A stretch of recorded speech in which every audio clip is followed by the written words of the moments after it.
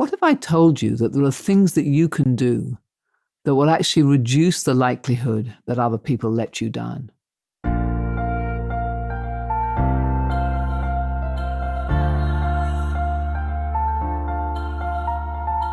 This is Walking Your Talk, a podcast about leadership, authenticity, and courage. I'm Carolyn Taylor. Over my career, I've worked with well over 100,000 leaders in every kind of organization. People who are committed to closing the gap between their own values and those of their organization and how they show up every day. I wrote a book called Walking the Talk on how you change corporate culture, but this is much more personal. If you want to be known as someone who walks their talk, then this podcast is for you.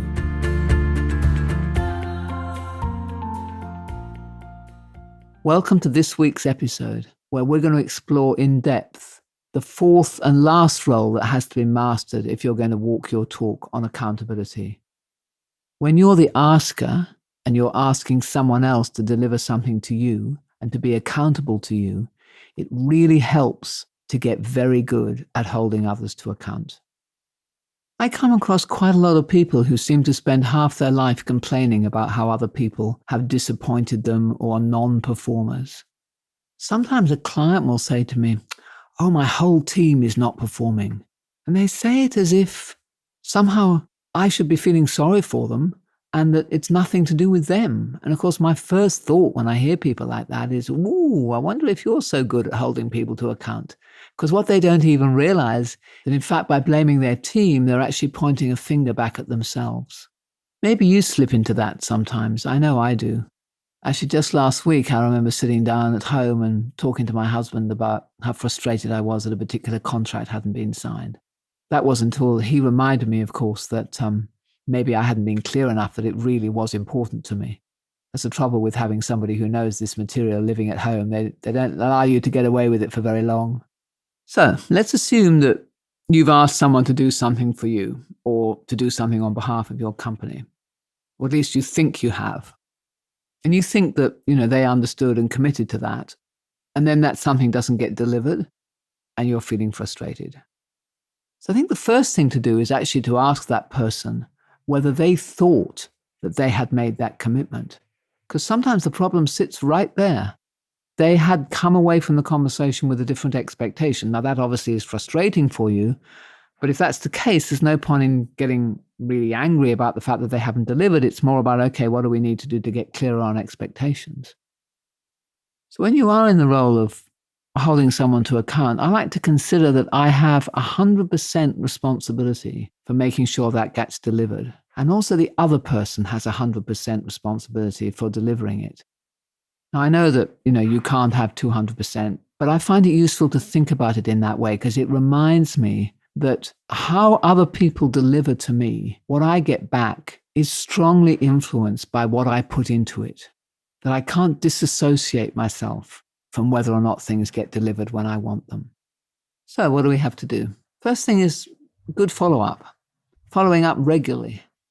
I know that for me, there are some people who I really don't need to do anything once they've made a commitment. I know they're going to deliver. And there are other people in my life who I do need to give a little bit of a nudge. So I actually do think it's useful to do an assessment of the people who are on your list of people who have to deliver to you. Which of them do you really trust? Which of them have let you down in the past on a commitment? Or maybe they're new or inexperienced. So you have in your mind those people that if you're going to be 100% responsible for getting the thing done, that you will need to follow up with. Following up can be really a positive experience. It doesn't have to be haranguing them. It's just a little check. Do you need any help? How's it going? Where are you up to? Do we need to talk about anything? That kind of conversation will just avoid you a lot of pain later on down the track. Especially if you're boss, I think that's a very appropriate conversation. It's almost like a coaching conversation that you can have. So then the next phase comes when the due date actually arrives and nothing appears. That's, of course, when you need to remind them of the promise, check that they have the same understanding, and then be very careful what you settle for. Because what tends to happen at this point is people start giving you what I like to call reasonable reasons.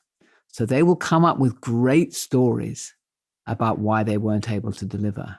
And the stories that you accept will tend to be the stories you will get next time. I remember with my kids, when I'd been away, because I used to work and often I'd have to be away for a day or two, and I'd come back and something hadn't been done. I don't know, homework hadn't been done or the room hadn't been tidied or something. And sometimes one of them would say, "Oh, but I was feeling so sad because you were away." And then, of course, I felt madly guilty, and we kind of somehow bypassed the whole thing about whether the room was done or not. Of course, any of you who've got kids will know that once a kid has worked out a particular excuse that you're going to accept, they'll probably give it to you again. So you get what you settle for on this one. So you've got to be very careful about that, because this is the opportunity to actually express that it wasn't okay that somebody didn't keep their word, and that although there may have been something come up, you do expect them at the very least to have honored the commitment by coming back and telling you ahead of time. And secondly, actually to be more active and more committed perhaps in finding a way of overcoming those problems rather than just giving them as an excuse for not delivering. So your skill, in fact, is how can you help people be more responsible around you next time? And learn, for example, that you're not really somebody who accepts excuses. I had a particular cab driver that I used to call to take me to airports. And he would often end up being late. And he would say, "Oh, I'm so sorry I'm late. The traffic was bad." And I'm going, just a minute, this is your entire job. Your entire job is to anticipate traffic and get to people on time so that, they make it to their flights. And you're telling me that you were late because the traffic was bad? No, I'm not certain I'm going to buy that. So I would sort of find various ways to push back and say, "Yeah, but, maybe you could have anticipated it more." Everyone, of course, is a bit shocked when you do that, but I think it goes in somewhere. I think people remember those things, and maybe next time they're a little bit more cautious around you.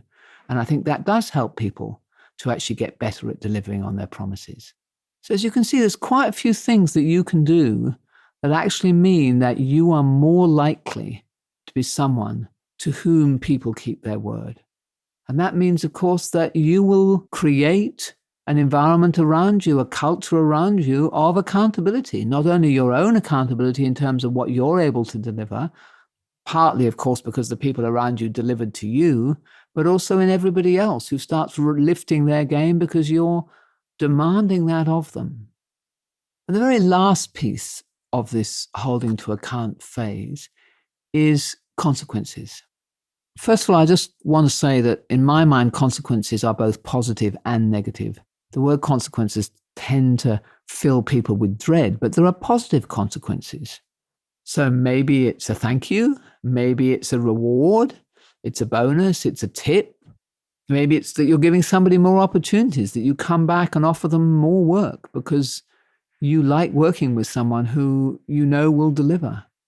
It may be that you just recognize them, that you say to them, I just really appreciate it that you are somebody on whose word I can depend, that you actually are a person of your word. People like that. So encouraging the behavior you want is actually one of the fundamentals of actually influencing the behavior of other people. So encouraging it when you see accountability, absolutely sure. The other piece then are the more negative consequences. And I do think that this takes courage, We don't want to bother people. We don't want to create a fuss. We don't want to be seen as too pushy.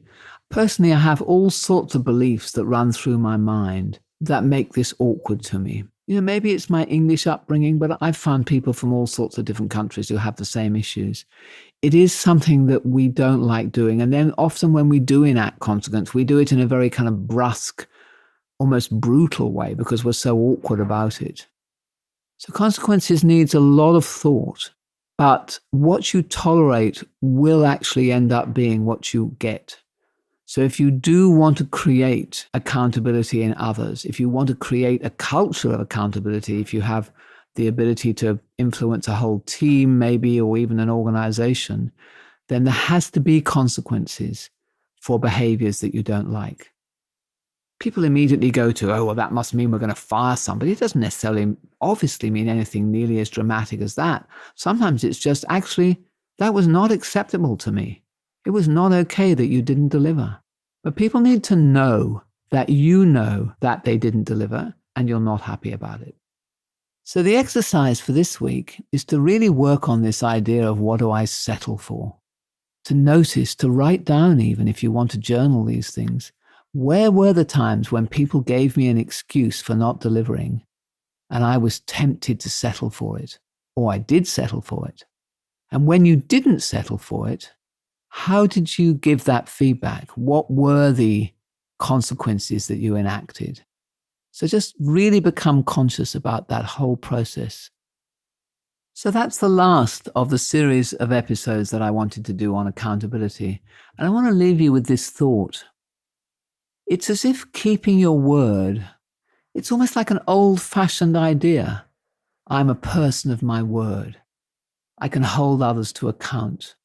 There's all this talk about empowerment and freedom and people being a bit more loosey-goosey about stuff, but I actually think that it's a fundamental of building trust between human beings, between you and another person. It's quite an intimate relationship. And when you start to become someone who does keep your word, it feels really good. Sometimes even when the other person doesn't notice.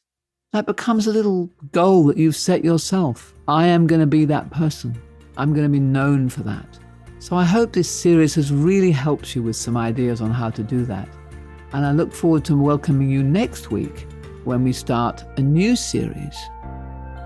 Thank you very much for joining me, and goodbye for now.